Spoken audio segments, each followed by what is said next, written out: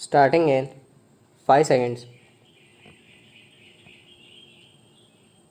A very eventful year has just passed. The common man has reaffirmed his belief in democratic values and restored our distinction as the largest living democracy in the world. On this occasion, each one of us has to ask ourselves in all humility whether we have followed the inspiring example set by the leaders of this ancient land. Have we comprehended the new national ethos and adequately responded to it? In this context, it is disappointing that the professional classes, as well as business and industry, have not shown sufficient evidence of their being prepared to accept their share of national responsibility. The future is unfolding itself. What are our immediate preoccupations and aspirations for the future? The coming elections to the state assemblies afford an occasion for all political parties to prove their dedication to democracy and cleanliness in public life. What is important is not the result but how it is achieved. The campaign must be conducted with dignity only on the basis of clear cut programs and policies. Once again, our voters will have the option of choosing not their masters but their servants. We must, in the past, prove ourselves a mature people pledged to the processes of democracy and the democratic way of life. Our people should be enabled to exercise their franchise without fear or hindrance. My government will guarantee this the basic birth right of every eligible voter. Let the free will of the people prevail, and all will be well, whatever the result. This is my firm belief. Many problems loom large on the horizon. We must face them with courage and self confidence. Some frustrated and desperate elements in our society today are determined to scuttle the principles of our democratic way of life and destroy the very fabric of our secular society.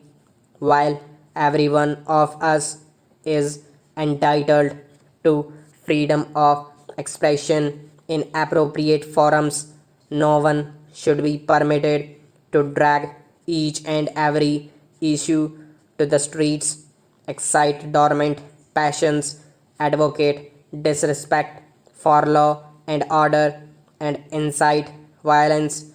Such a policy of unwarranted confrontation, backed by provocative action on the slightest pretext, is a challenge we, as citizens of a free country, need to face with determination.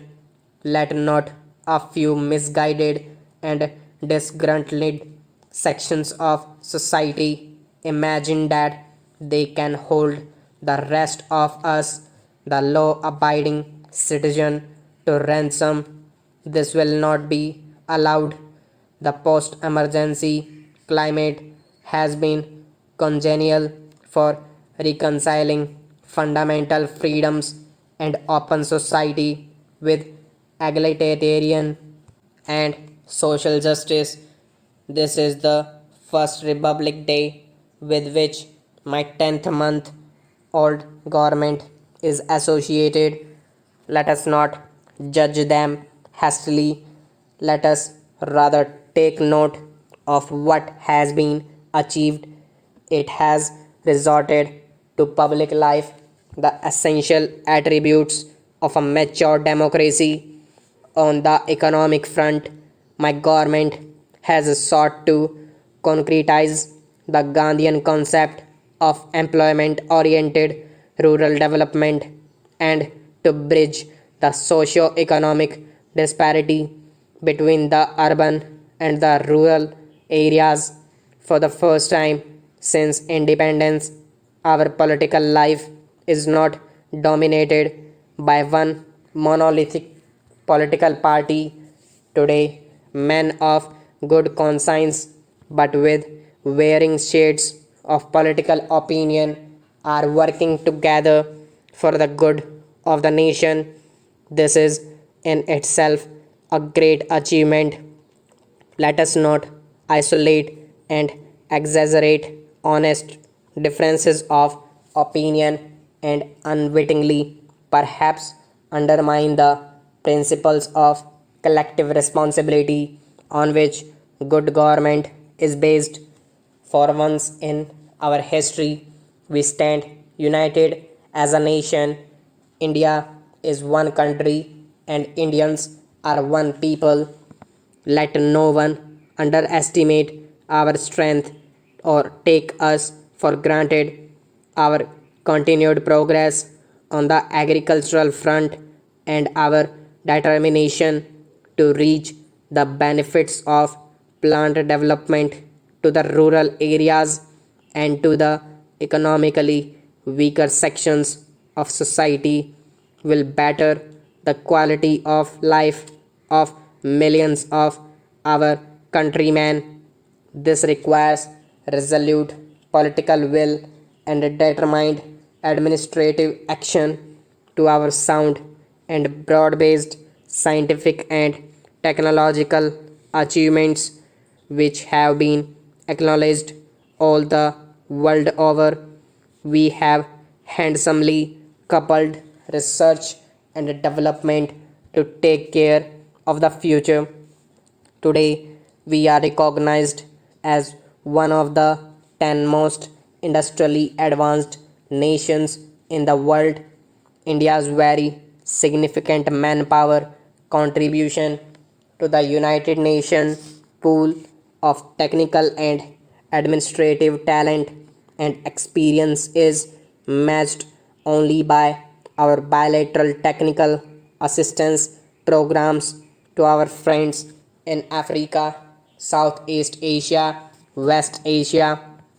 While we may take justifiable pride in these achievements, we must guard against complacency in thought and action.